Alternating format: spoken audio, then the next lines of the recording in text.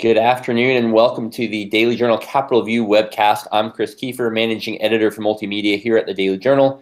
And as always, I am joined by Bobby Harrison, Daily Journal Capitol Bureau Chief. Bobby, it has been a long session and now you get a little bit of breathing room, I guess. How you doing down there? Yeah, I'm doing all right, Chris. The session ended last week and we're just kind of trying to take a step back and evaluate the good, the bad, and the ugly. Which is exactly what we're going to do on today's show is go through that. Is it quiet down there? Is it weird after so much activity for 3 weeks? 3 months, I'm sorry.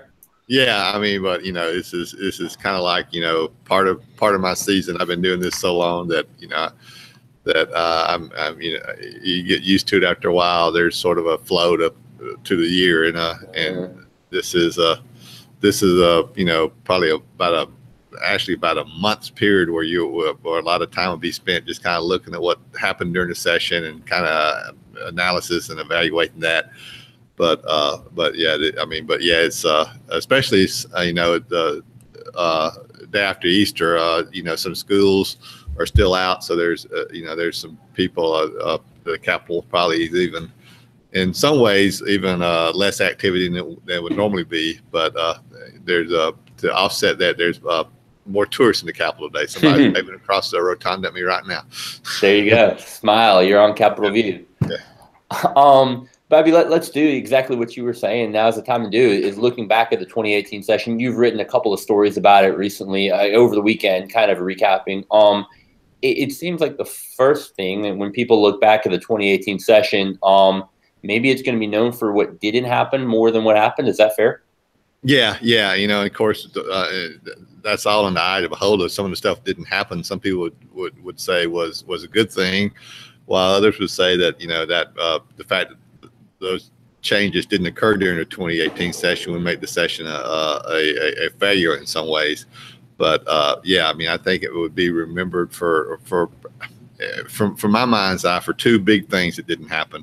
One, there wasn't any type of agreement of a significant way to provide additional funds for transportation, which now just about everybody agrees needs to occur. And then the second thing, of course, which was the legislative leadership had set a priority on rewriting the Mississippi Adequate Education Program.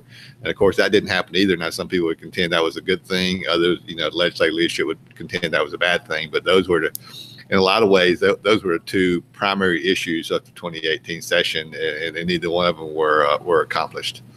Yeah, and both of those I want to go a little bit more as we go into the show on both those issues, which would be no stranger to people who watch this program regularly. I mean, we've talked about that throughout the session. I mean, those were the two biggest issues going into the session. And again, I guess that makes it more significant that action didn't happen on either of them. But I want to start talking about maybe one of the results of there not having been a lot of action. You had a story, I guess it was in Sunday's paper, about it just kind of interesting, maybe some squabbling between the two leaders of both chambers, Lieutenant Governor Tate Reeves, who presides over the Senate, and House Speaker Philip Gunn, about just kind of maybe pointing fingers at each other a little bit on the fact that there wasn't any action on those issues. Yeah, it was kind of bizarre in a way. That Gunn, typically both of those leaders have meet with the press. The day the session ends, and they did that again this year. And Gunn, pretty much the House Speaker Philip Gunn, pretty much said, we did, we took care of the business in the House. We took care of, they in their from their perspective, according to the Speaker, they passed a meaningful transportation bill, and they also passed a bill to rewrite the Mississippi Adequate Education school funding formula. And he blamed the Senate for the fact that neither one of those issues got made it to final passage. Of course, Lieutenant Governor saw it differently.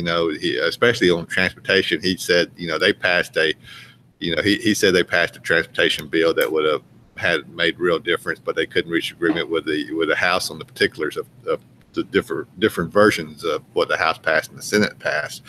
And the Lieutenant Governor did have to concede that the education funding formula rewrite died died a rather dramatic death in the Senate, which a lot of people weren't expecting. But you had 8 Republicans vote with the minority Democratic Party to kill that bill in the Senate.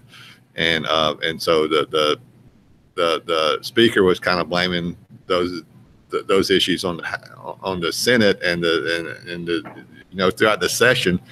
The lieutenant governor and his leadership did blame some stuff on the House, like they blamed the fact that there was no lottery, that that the Senate didn't take up a lottery. They said because the Speaker Gunn and the House was against it. So the Senate blamed the fact that their school voucher bill died in the Senate. They said it died in the Senate because it wasn't enough votes to pass it in the House, that was kind of two bizarre statements that the Senate made, the Senate leadership made during the session. So yeah, there was some blame game going on.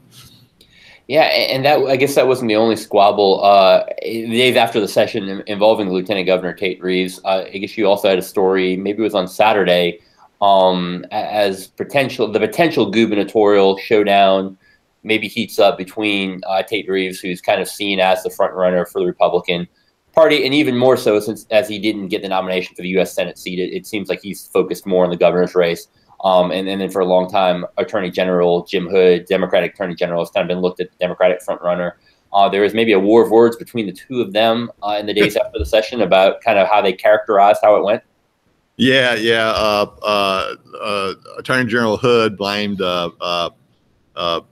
donations, big corporate donations that Lieutenant Governor got for the fact that the Senate leadership blocked efforts to help Mississippi hospitals develop a managed care program to get some of the managed care business from the division of Medicaid. Of course, managed care is a program where the Medicaid provides those managed care companies a set amount of money to provide the health care for the people that they cover. And it's designed up, because the managed care company is supposed to focus on preventive care. So that holds down the cost for the division of Medicaid. Now, the Mississippi hospitals formed their own managed care company to try to get some of that business, and they lost out on the contracts. And there were some efforts in the legislature to provide the hospitals a contract, or at least some of that business, and it was essentially blocked by the Senate leadership. And Attorney General Jim Hood blamed the fact that the Lieutenant Governor got some major campaign donations from those managed care companies for the fact that the Senate blocked the efforts of the Mississippi hospitals. And so that comment sort of precipitated a back and forth between the Lieutenant Governor and the Attorney General. Lieutenant Governor saying that the Attorney General is beholden to trial attorneys and for his campaign donations, and so it just was a war of words that we can expect to see when if the Attorney General does run for governor in 2019, as everyone expects, and most everyone expects the Lieutenant Governor to be at least be in the Republican primary for Lieutenant Governor and be the front runner.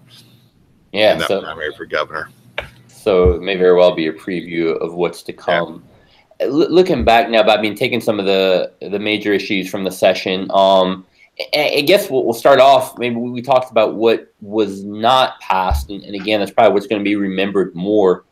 What were the major things that were passed in this session? Well, probably the most significant, Chris, was the ban on abortion after 15 weeks. Of course, that was immediately that law was immediately stayed or postponed from going into effect by federal judges. But that could have a significant impact and go all the way to the Mississippi Supreme Court. So that may be the biggest thing that did pass.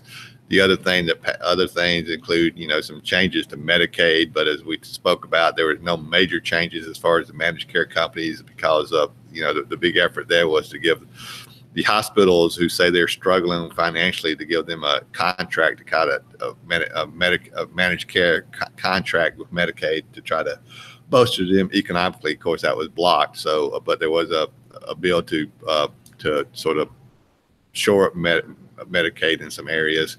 And then the budget, Chris, probably hadn't written enough about that, and we'll be writing more about it in the coming days. The budget, it wasn't the increase over last year in spending is only $22 million, which is less than I think 0.044% increase, so a very small increase in the $6 billion budget. But it's significant when you think about over the past 2 years, the budget's been cut over $400 million. So this kind of stopped the bleeding this year, if you will, on the state budget, and the budget cuts that many state agencies have absorbed over the past 2 years. Sure, and then there were a few more, I guess, reapportionments of funds. I think you wrote about. Is that right? Education got a little bit more, but mostly, maybe law enforcement got a little bit more funding than it had. And what was the other one? Division of Child Services. Yeah, the sort of the states has been in federal court for multiple years now because of problems with its foster care system and a lack of proper oversight of literally thousands of foster care kids, who the most, who have so many problems already. And, you would hope that the state can provide proper oversight of those kids. And in so many cases, they weren't providing proper oversight. And so there's been an effort to bolster that spending, and total increase for this year was $30 million, which went to the Division of Child Protection Services, and also to the Department of Human Services that plays a role in that effort to oversee foster children. So that was the biggest increase, and it hopefully will shore that program up, answer the questions that federal judges and the federal government have about the program, and take care of those children that have so many issues already that your heart just goes out to them. So you hope that hope they're being taken care of. Yeah, sure, of course. Stepping back now, we mentioned the two big issues that were really the two biggest issues coming into the session that did not pass. We'll start with the MAEP, or the school funding issue, and that's not a new one. We talked about it, and I guess it's been known for a while that nothing was going to happen this session. Looking back on that, I guess the biggest thing, it of course passed the House. The House Speaker came up with a new formula, a new plan. The House passed that, and the Senate kept it intact, but it ended up not getting enough votes, or I guess it did come to the floor, right? But there were six. I remember the details. What was it? 6 Republicans voted along with Democrats to send it back. Was it 8? Basically send it back to committee and kill it. I guess kind of the biggest thing, Bobby, on that seemed to be the fact that lawmakers didn't have enough assurance that their districts weren't going to lose money in the long run, and that kept them from buying into it. Yeah. This effort started back in October 2016 when the Lieutenant Governor and the Speaker announced jointly at a press conference they had hired this New Jersey group to help them rewrite the Mississippi Adequate Education Program, which is the mechanism to provide state funds for the basic operation of local governments. And so, this was a major announcement in October 2016, and they said they were going to do it in 2017 session. Never could get the momentum. There wasn't even a bill. In the end, there wasn't even a bill introduced that provided the framework for what they were going to do to rewrite the formula. But they started anew with 2018 session, and early on it passed the House. They were, and essentially when you talk about a school funding formula, you essentially talk, you are talking about the money going to the local school districts for the basic operation. How much state money, is that formula going to provide? And early on, the House leadership provided some charts showing that that when the formula was finally phased in, I think in 7 years, that there'd be an increase of about those numbers. I want to say around $100 million for local school districts, and that's a round number. That's not exactly right.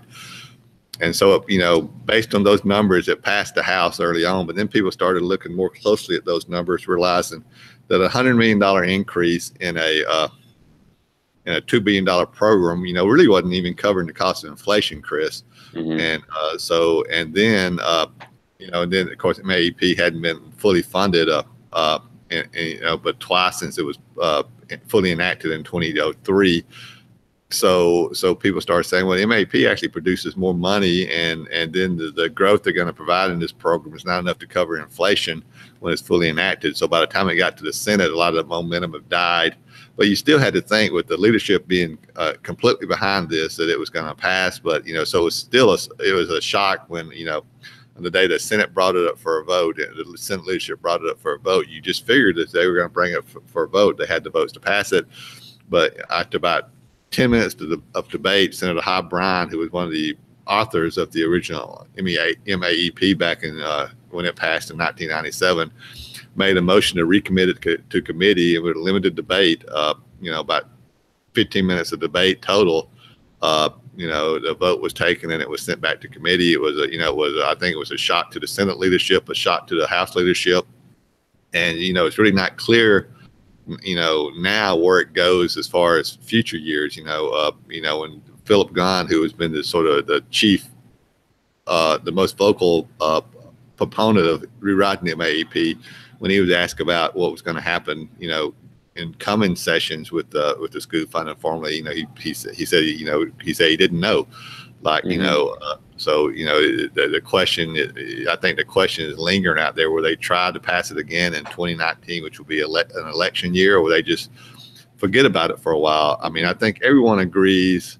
The shame is, I think everyone agrees that there's some, MAEP was, as I stated earlier, was passed in 1997, and there are some changes that need to to be made to that. And when it was passed in 97, it was considered landmark legislation. It kind of put the state on the map. A lot of in education circles, nationally, a lot of folks were talking about the fact that Mississippi had passed this forward-looking progressive school funding formula, but there are some changes that need to be made to the formula now to deal with some issues, but the proponents, public education proponents, at least a lot of them, felt that the school rewrite being proposed by the House and Senate leadership just went too far, was not going to provide as much money as MAEP, and also, importantly, Chris, didn't have the growth factor in it the MAEP has in it. They wanted they wanted a formula with some type of growth factor, so it wouldn't be just at the whim of the legislature each year how much money was going to go into education. So those are some of the issues that led to the demise of the rewrite effort. Sure, and as you said, next year, of course, is an election year, and that makes it less likely to try something that may be more controversial with lawmakers having to run for their seats again. Yeah, right. The other big issue, transportation, and again, this isn't the first session that lawmakers have gone into it, and pretty much everyone has said that we need more money for roads and bridges, and you come out of the session with really very little happening. I guess the House and Senate each passed the plan and never came to agreement on that plan. Break that down. What happened with transportation this year?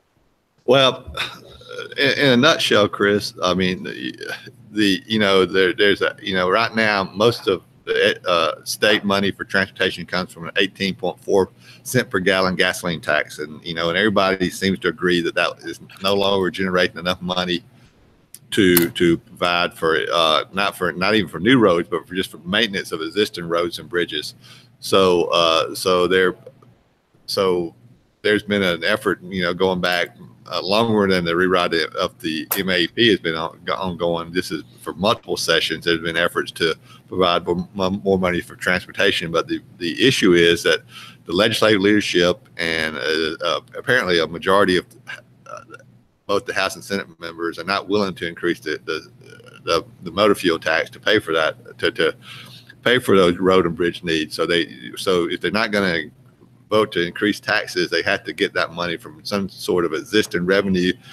And there was efforts to dip into reserve funds. There was efforts to divert money from education and law enforcement and public safety and healthcare to transportation. But in the end, all those efforts, the House couldn't agree on wouldn't accept what the Senate proposed, and the Senate wouldn't accept what the House proposed. And so in the end, there was just no consensus on how to deal with this issue. And as long as there's not going to be a consensus to increase some type of tax to pay for this, to pay for these needed repairs, as long as there's not a consensus to do that, you got to take money from another agency to do it. And so that, that gets tough as it gets closer to passage. So, And so we'll see, what 2019 session, if nothing passes in the 2019 session, which is an election year, that may look bad for legislators, may look bad for Speaker Gunn if he wants to maintain his speakership, or Lieutenant Governor Tate Reeves. So if he wants to run for governor. So while I question whether there will be an effort in the 2019 session to rewrite the MAEP school funding formula, I think there will be a renewed effort in the 2019 session to come up with some type of plan to provide additional money for transportation. So the election may have the opposite, exact opposite effect in that case. Yeah. So and there is a lot of people want to pass a lottery now. I don't think most states spend their lottery revenue for transportation, but that might be something that some people look at. There's seems to be a hue and cry amongst the membership to pass a lottery, but thus far the leadership has been blocking that effort. So we'll see what happens with the lottery in 2019 as it relates to transportation. And of course another thing that didn't get done in the 2018 session, Chris, is there's $100 million right now in a fund from the settlement with BP from the oil spill back in, when was that, 2009? I feel maybe 2010. 2009, 2010. The state, the BP provided a big lawsuit settlement to the state for it was for the sales tax revenue that was lost because of that explosion in oil and ensuing oil spill that affected businesses on the Gulf Coast, resulting in lost sales tax revenue. Now, so far the legislature has not decided what to do with that money. So it's right now it's in a fund that's about $100 million right now, and it's growing. I can't remember how much it's going to be, but I want to say about 500 million, 750 million when the state finally gets all of the settlement funds over an extended period of years. And there's a lot of people who feel that money should go to the Gulf Coast because that's where that was the area that was impacted by the oil spill. But there's other people who make the legitimate argument that it was money it was sales tax revenue that would have gone to the state, and then when it went to the state, it would have gone to the state general fund, and only 18.5% of that money would have been diverted back to the municipalities where it was collected. So the arguments can be made that money should actually go to the entire state. So there's sort of at a standstill. There's some members want the money to be divided equally amongst the state, all the areas of the state, and other legislators say that most of the money should go to the 3 Gulf Coast counties, or at least the 6 southernmost counties. And so that may be a pot of money that could be used for some type of transportation issues in the coming years. Bobby, last year when the session ended, it was clear they were going to have a special session because, going back to the transportation issue, basically the House, if I remember right, didn't pass a transportation budget, trying to kind of force some sort of negotiation on the issue that led to a special session. Do you see any special session this year? And one thing specifically I want to ask about, since you just talked about the BP oil funds, is the impression I got is that lawmakers came close at the end of the session to dividing up those funds and couldn't quite reach an agreement. Do you think there will be a special session on that or anything else? Well, I think the House was more interested in the special session than the Senate leadership. And what the House leadership wanted to do was at least take some of those funds to earmark them for specific transportation needs across the state. There was bills proposed during the session to fund projects in the Jackson metro area, some in Madison County and some in Rankin County, but also some bills filed to like to 4-lane 145 from the Mallet Barn crossing up to South Tillow in Lee County. So all those bills that were proposed, for specific transportation issues died sort of with the inability to agree on an overall transportation program. So those bills died, and the House leadership in particular wanted to take some of the BP money to fund some of those programs. And And so I think talks are going to be ongoing on that. I mean, if they can get the Senate leadership on board, I think that they could convince the governor to call a special session. And so, but that may be a pipe dream of the House leadership, or who knows, it may come to fruition. We'll just have to see. Sure. One more issue I want to ask you about, Bobby, that you wrote about last week in your column, is, I guess, as you kind of go through the legislative process, the conference committee process is not as open and not as transparent as it used to be. Tell us about that. Well, of course, the conference committees occur primarily at the end of the session when a lot's going on, but it's when the House and Senate pass the same bill in different, but we're different in different formats with different, they have their own version of the bill, like transportation. And at that point, there'll be 3 House members and 3 Senate members who try to get together to reach an agreement to work out a difference between the House version of the bill and the Senate version of the bill. And those occur in conference committees. By legislative rules, those conference committees are supposed to be open to the public, but they are, I mean, and I want to stress, when I say never, I mean never. They're never open anymore. At one point they were, but now they're not. And part of that is, I think just the nature of the beast. You have so many bills in conference into the session, and sort of members running around. And a lot of times what happens is, one lead Senate conferee will say, "This is my proposal," and give it to the House conferee, and the House conferee will give them a piece of paper back saying, "This is my proposal." And they kind of just agree, it's sort of on the fly, if you will. But there are instances where on major bills, the negotiators still get together and meet and try to work out those differences. And, by the joint House and Senate rules, those conferences are supposed to be open to the public. At one time they were. I've seen some big bills go through the conference process through the years, MAEP, the civil justice reforms that occurred years ago, budget bills, they all went through the conference process, and they were, the public was allowed to watch that process unfold. But it's not done anymore. Maybe part of the problem is we don't hold legislators' feet. We in the media don't hold legislators, the legislative leadership's feet to the fire to say, you got to let us into these conference committee meetings. But there's just a sort of a, either they need to fix it or just take it out of the joint rules one. But so we'll see what, we'll see if my column makes any difference in the coming years. Maybe it will, but I'm skeptical of that. Change the world, Bobby. Yeah, right. Yeah. Lastly, just wrapping up, going back at the 2018 session, we've talked about kind of some of the highs and lows. Just anything else in your mind, obviously you've covered many of these, that you'll remember about this session, bizarre moment or a particular story, or just kind of anything else that, I know I'm putting you on the spot, so there may be nothing, but just anything else that kind of stands out to you about this year's session?